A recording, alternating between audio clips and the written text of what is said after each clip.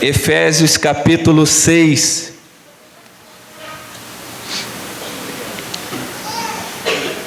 Efésios capítulo 6. Vamos ler do versículo 10 até o versículo 13. Efésios capítulo 6, versículo 10 até o versículo 13. É a carta do apóstolo Paulo. Eu tenho certeza que eu não vou terminar essa mensagem no culto de hoje, mas vou terminar no culto dos jovens. No culto dos jovens eu falo sobre a armadura de Deus. Todos acharam? No demais, irmãos meus, fortalecei-vos no Senhor e na força do seu poder. Revesti-vos de toda a armadura de Deus, para que possais estar firmes contra as astutas ciladas do diabo. Porque não temos que lutar contra carne e sangue, mas sim contra os principados, contra as potestades, contra os príncipes das trevas deste século, contra as hostes espirituais da maldade nos lugares celestiais. Portanto, tomai toda a armadura de Deus, para que possais resistir no dia mau, e, havendo feito tudo, ficar firmes. Tome seu assento em nome de Jesus. O tema que eu encontrei para esse texto é: vencendo as estratégias e propostas do inimigo. Meus irmãos, a carta aos Efésios, Colossenses, Filemon e Filipenses, essas 4 cartas são consideradas cartas da primeira prisão do apóstolo Paulo. Esse texto que nós lemos dessa epístola, ela foi escrita dentro de uma prisão domiciliar, onde Paulo ele estava preso, e os soldados romanos o vigiavam 24 horas por dia, revezando em turno. Quando Paulo escreveu sobre a armadura de Deus, aqui nesse texto, ele tem em vista um soldado romano vestido com uma armadura que eles usavam na hora da batalha. E foi nesse contexto que o apóstolo Paulo usou a imagem da armadura de um soldado romano para falar de como nós devemos andar revestidos de Deus a todo o momento. A vida cristã, meus irmãos, ela é um campo minado pelo inimigo. Nessa guerra não há tréguas, não há omissão, não existem pessoas neutras nessa guerra. Se você observar essa guerra que está acontecendo entre Estados Unidos, Israel e Irã, você vê que o Irã está sendo bombardeado. E o que o Irã faz? Ele lança suas bombas em vários países que não têm nada a ver com a guerra. Na vida espiritual, também é a mesma coisa. Não adianta eu ficar omisso dessa batalha. Eu não quero responsabilidade. Tudo bem, mas isso não vai te fazer você ficar isento dos bombardeios do diabo. Não, você lutando ou não lutando, o diabo vai te atacar, de qualquer maneira, de qualquer jeito. Então, nessa luta aqui, não há tréguas, não existem um acordo de paz nessa batalha. Só existem 2 lados: aqueles que estão alistados no exército de Deus e aqueles que pertencem ao exército de Satanás. Não tem como ficar em cima do muro nessa guerra. E nessa guerra não podemos subestimar o nosso inimigo. O diabo, irmãos, ele não conhece o nosso pensamento. Por que ele não conhece o nosso pensamento? Porque o diabo, ele não é onisciente, ele não sabe de tudo. Deus, ele não deu esse atributo, essa capacidade ao inimigo. E ele só conhece o que nós verbalizamos, o que nós falamos. Rafael, então, a partir de hoje, eu não vou mais orar. Eu vou orar só em pensamento. Fique tranquilo, meu irmão. Você pode orar tranquilo, fazer suas orações, porque Deus impõe limites a ele. Então você pode orar tranquilamente. É só você lembrar daquela passagem de Jó. Deus, ele permitiu que o diabo tocasse em tudo que Jó tinha, mas Deus falou assim, mas na vida dele não. Ou seja, Deus impõe limite ao diabo. O diabo, ele primeiro não é onipotente. O que significa onipotente? O diabo, ele não tem todo o poder. Não, só quem tem é Deus. O poder do diabo é limitado. Ele tem poder, mas é limitado. E também o diabo, ele não é onipresente. O que significa onipresente? Significa que ele não pode estar em todos os lugares ao mesmo tempo. Não pode. Mas Rafael, como é que ele atua? O diabo, ele atua com os seus agentes, que vocês vão ver ao decorrer do texto. Irmãos, o primeiro ataque dele foi no céu. O primeiro ataque do diabo foi no céu. E depois ele atacou o próprio Jesus, quando Jesus, ele estava aqui na terra. E você acha que ele deu um ataque no céu, se rebelando contra o próprio Deus, atacou Jesus na terra? Você acha que ele não vai atacar eu e você? Você acha que ele não vai atacar a igreja do Senhor que está aqui na terra? Ele vai. É por isso que eu e você, nós precisamos de vigilância, oração e leitura da palavra, para que nós possamos vencer as artimanhas do diabo. Versículo 10 diz assim: no demais, irmãos meus. Quando Paulo, ele fala no demais, irmãos meus, Paulo está concluindo a sua carta, endereçada aos Efésios. Ele prepara os seus leitores a encarar um conflito contra as forças do mal. Por isso que ele diz, no demais, irmãos meus. Era a conclusão da carta. Ele já tinha dado alguns conselhos, mas aqui ele está concluindo a sua carta. E ele diz, fortalecei-vos no Senhor e na força do seu poder.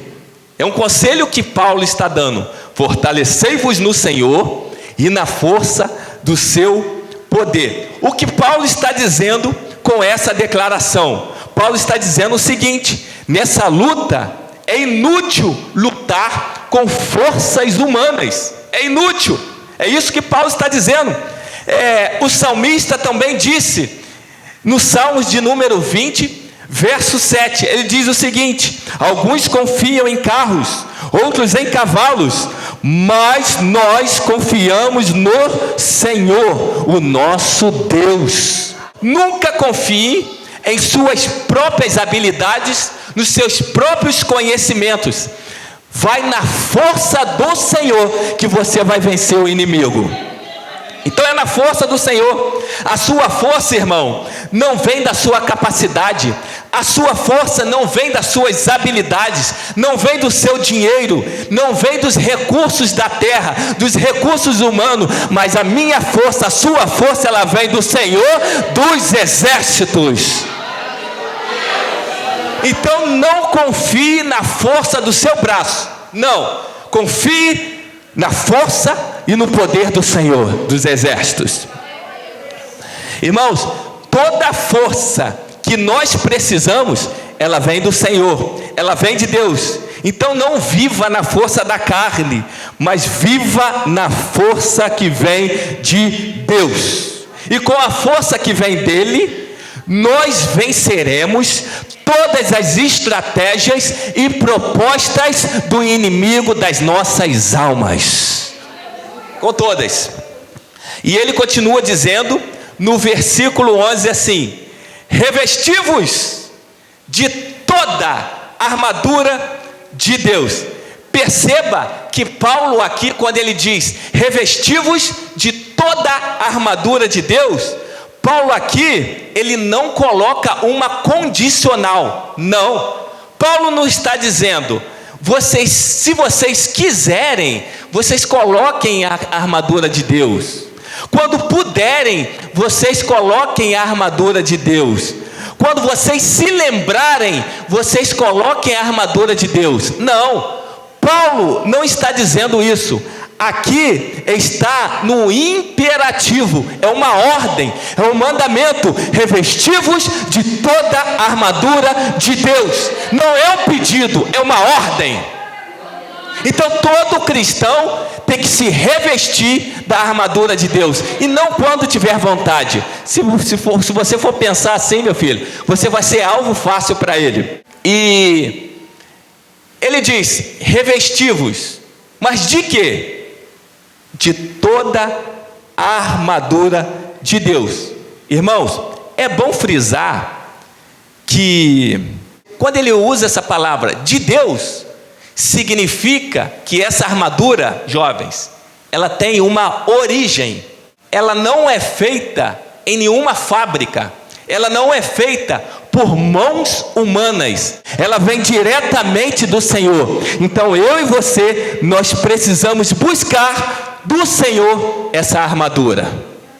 Então ela tem uma origem, e essa origem não é da terra. Essa origem dessa armadura, ela vem de Deus. E Davi, quando ele foi enfrentar o gigante Golias, ele entendeu isso perfeitamente.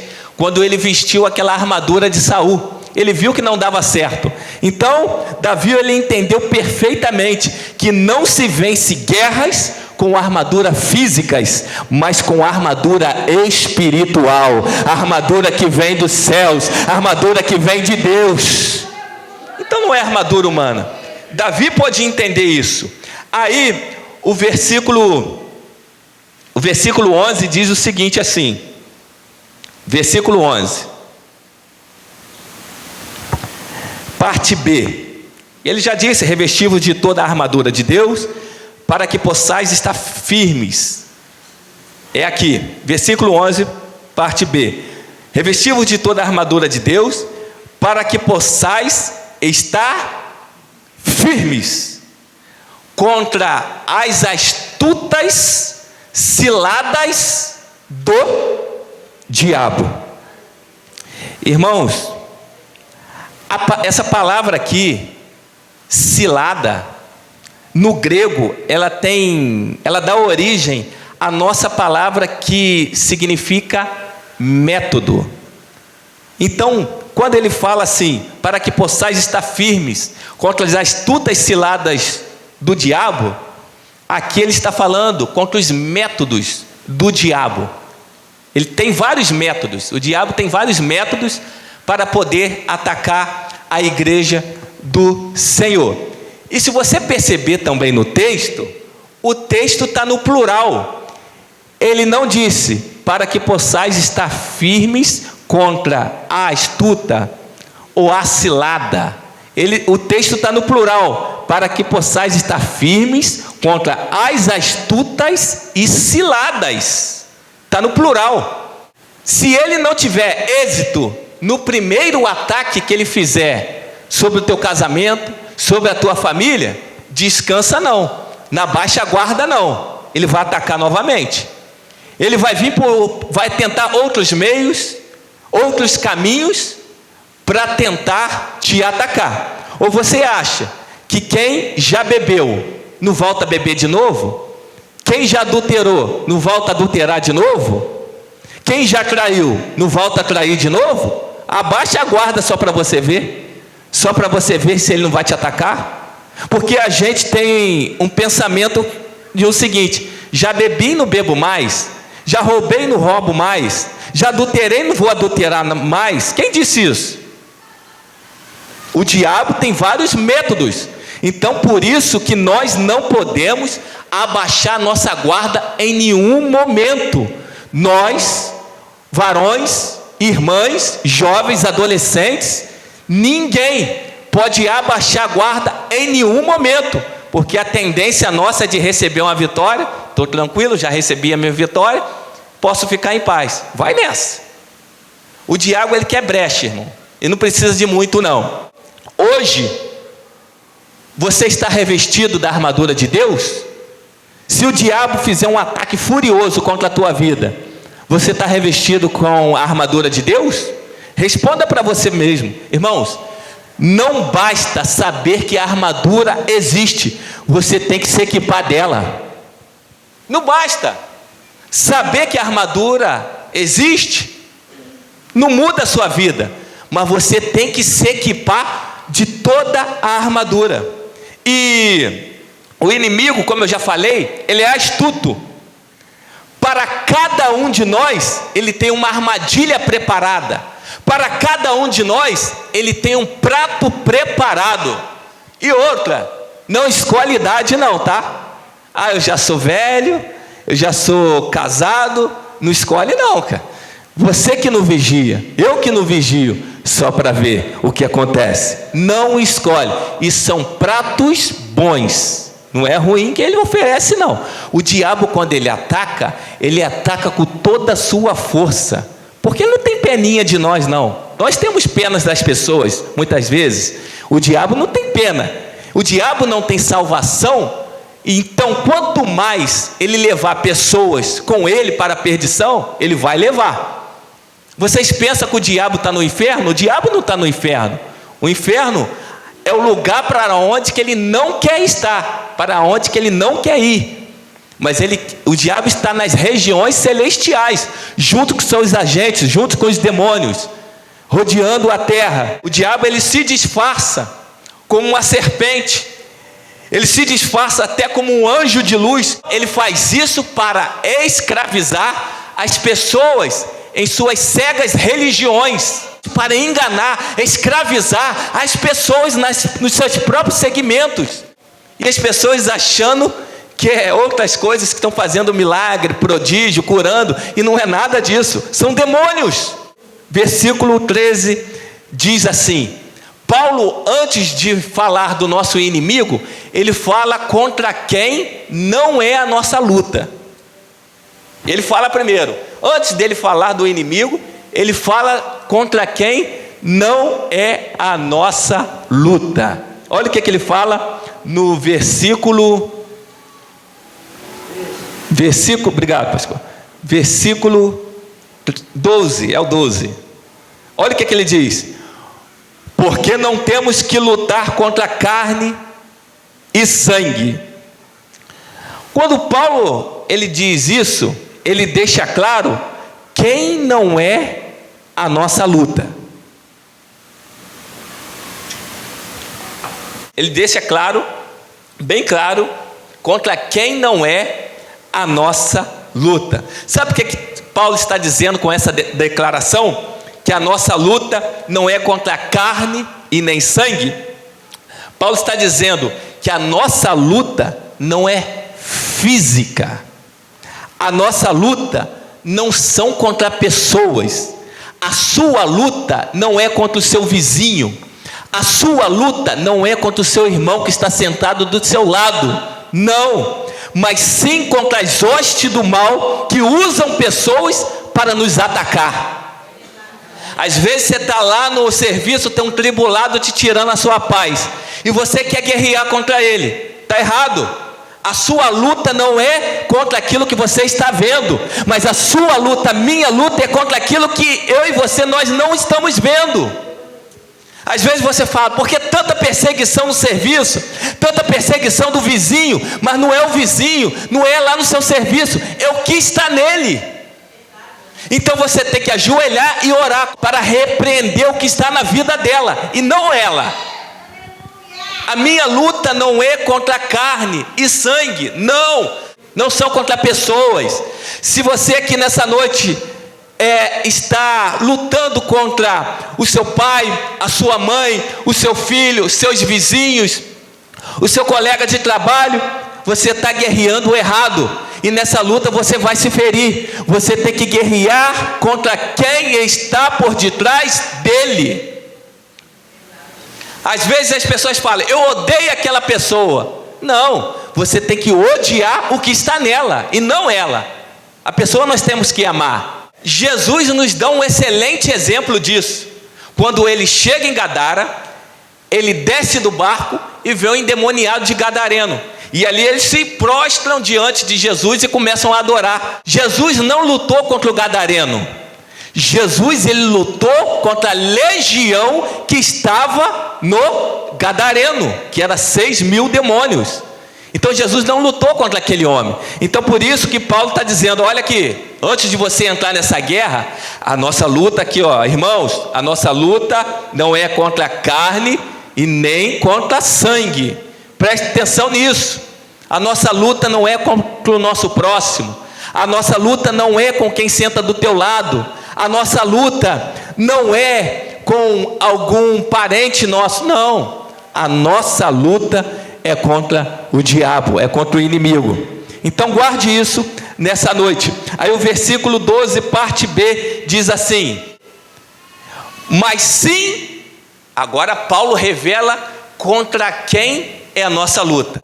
Principados, contra as potestades, contra os príncipes das trevas deste século, contra as hostes espirituais da maldade nos lugares celestiais. Por isso que eu disse que o diabo ele não está no inferno, ele está por aí nas regiões celestiais. O inferno é um lugar para onde ele não quer ir e quer levar muita gente com ele. Entendeu? O que é principados? Principados vem de principal. Potestades são dominadores dos ares. Príncipe das trevas deste século são autoridades governamentais que lutam contra o evangelho. Podemos dizer que são espíritos do anticristo que já estão aí na terra. Então, juntos são soldados de Satanás, são as hostes da maldade. Então você perceba aqui no texto, quando Paulo fala isso, Paulo ele anuncia o nosso inimigo, ele está dizendo que o reino das trevas, ele possui uma organização. Existem cabeças, líderes e liderados. Isso aqui é uma hierarquia. Por isso que ele diz: principados, vem do principal. Potestades são dominadores dos ares. Príncipe das trevas desse século, autoridades governamentais que lutam contra o evangelho. Você vê que existe uma hierarquia aqui e eles são bem organizados. Entendeu? Se nós não organizarmos a nossa vida espiritual, família, tempo, prioridades em Deus, os demônios irão começar a ter legalidades sobre a nossa vida. Então nós precisamos organizar a nossa vida espiritual. O reino das trevas, irmãos, ele articula-se contra a igreja. O diabo e seus demônios, eles rodeiam, investigam a nossa vida, não dorme, não tira férias como eu e você, nós tiramos, nem descansam. Para cada pessoa, ele usa uma estratégia diferente. Para cada pessoa, ele vê uma oportunidade para atacar. Ele só precisa de uma brecha, como eu já te falei aqui. Aí o versículo 13, ele diz assim: portanto, tomai toda a armadura de Deus. No texto aqui, irmãos, se você ler o versículo 11, ele diz assim, ó: revesti-vos de toda a armadura de Deus. No versículo 13, ele usa uma palavra diferente. Ele diz, tomai. Ele não fala mais revestivos. Ele fala agora, tomai. O que significa isso? No versículo 11, quando ele fala revestivos, Paulo está dizendo assim, vocês sabem que existe uma armadura. É uma ordenança, é um mandamento, está no imperativo. Então, revistam-se. Agora, só se vestem da armadura quem quiser. Por isso que ele está dizendo, revistam-se. Agora, no 13 ele fala, tomai. Tomai. O que Paulo está dizendo com isso? Tomem posse dela. Tome posse dessa armadura. Quando Paulo ele fala no versículo 11 e no versículo 13, Paulo está dizendo o seguinte: não adianta saber que existe a armadura disponível para você e você não tomar posse dela. Você sabe que tem, mas não toma posse. Por isso que ele está dizendo, tomai. Você sabe que tem, mas não está tomando posse dela. Então, tomai posse dessa armadura. Aí o versículo 13 diz assim, toda a armadura de Deus. Nessa batalha, irmãos, nessa guerra, quando Paulo ele fala, tomai toda a armadura de Deus, ele não fala, tomai algumas partes da armadura de Deus, ele não fala isso, ele fala toda, ou seja, Paulo está dizendo, nessa armadura não pode faltar peças. O que acontece se faltar peça nessa armadura? Brecha. Se faltar peça na armadura, é sinal que tem brecha na armadura. Então você está o quê? Vulnerável aos ataques do inimigo. Então Paulo não fala para nos revestirmos só de algumas partes da armadura, mas de toda ela. Então o diabo e seus agentes só precisam de brecha para fazer um estrago na minha e na sua vida. E esse inimigo, ele espreita-nos 24 horas por dia. Ele escuta cada palavra, o que falamos, vê cada atitude minha, sua. Ele vê tudo, tudinho. E ele tem seus vários métodos para nos atacar. No versículo 13 para parte 12. Para que possais, tomai a armadura, para que possais resistir no dia mau. Deixa eu fazer uma pergunta para você aqui nessa noite. Quem sabe me dizer aqui, que dia o dia mau vai chegar? Qual dia que o dia mau vai chegar? Eu acho que ninguém sabe, né? Quando o dia mau ele chegará até nós. Alguém sabe? Não sabe, né? O problema, irmãos, é que nós não andamos preparados, revestidos para quando o dia mau vier. Nós costumamos buscar pela nossa família, vida espiritual, casamento, depois que o dia mau chega. Aí que começamos a nos mover. Só oramos, só meditamos nas palavras, só cultuamos, só nos fortalecemos quando a enfermidade chega, as portas se fecham. O dia mau, irmãos, nunca avisa quando ele vai chegar. A diferença é que o dia mau vem para todos nós. Mas qual a diferença? A diferença é que uns estão preparados e outros não. Se você quiser pegar um gancho da mensagem, você pode pegar para pregar. Lembra aí das 10 virgens. O dia mau chegou, não chegou? Só que a diferença é que tinha 5 preparadas. O problema, meu irmão, não é o dia mau chegar. O problema é como eu e você, nós estaremos diante quando o dia mau vier. O problema, irmão, não era o noivo chegar. O problema é que as loucas não tinham azeite, faltou. Então nós temos que estar preparado para o dia mau chegar. Versículo 13 ainda, parte C, diz assim: e havendo feito tudo isso, tudo isso o quê? Lembra, a diaconisa disse que nós estudamos na escola dominical, que eu falei que você tem que ler o texto e fazer pergunta para o texto? Paulo está dizendo aqui: e havendo feito tudo isso o quê? Olha o contexto: fortalecendo no Senhor, buscando a força do poder dele, revestindo de toda a armadura, estando firmes e tomando toda a armadura de Deus. Havendo feito tudo isso, ficai firmes. Então o que Paulo está dizendo com isso? Já fortalecemos no Senhor, do seu poder, já se revestimos, tomamos toda a armadura de Deus, já resistimos o dia mau. Para que ficar firme? Para que continuar? Porque, irmão, o inimigo é persistente.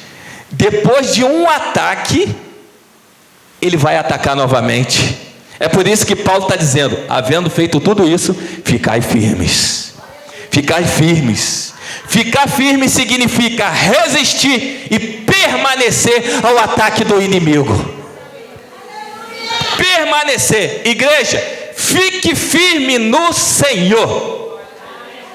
Ele deu o primeiro ataque, continue firme. Deu o segundo, continue firme. Deu o terceiro, continue firme, porque Jesus pode voltar a qualquer momento, e Ele vai buscar aqueles que estão preparados para morar com Ele na glória. Então vale a pena servir o Senhor, vale a pena ficar firme. Eu te provo na Bíblia, eu vou até terminar, senão não vai dar tempo. Nem cheguei na armadura. E aqui eu termino. Irmãos, a tendência nossa é relaxar quando nós vencemos uma batalha ou conquistamos algo. É verdade ou mentira? Eu sou assim também. Venci a batalha, aí você, relaxe.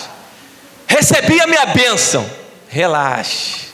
É assim, é a tendência do ser humano. É a tendência. Aqui não tem nenhum homem de ferro. Todos nós somos assim. Se você não é, parabéns, e continue assim, desse jeito, tá? Fique firme. Vou te provar na Bíblia. Noé, já preguei aqui sobre essa passagem. Ele construiu a arca, salvou a sua família, resistiu o dilúvio, e quando a arca chega ao seu destino, eles descem da arca, e a Bíblia diz que Noé se embriaga com o quê? Com uma vinha. Então não podemos abaixar a guarda em nenhum momento. Salvou a família, mas depois se embriagou com uma vinha, caiu nos desejos da carne. Então nós não podemos abaixar a nossa guarda em nenhum momento. Você lembra de Sansão? Foi subjugado pelos filisteus depois de vencê-los. Ele aí depois foi subjugado.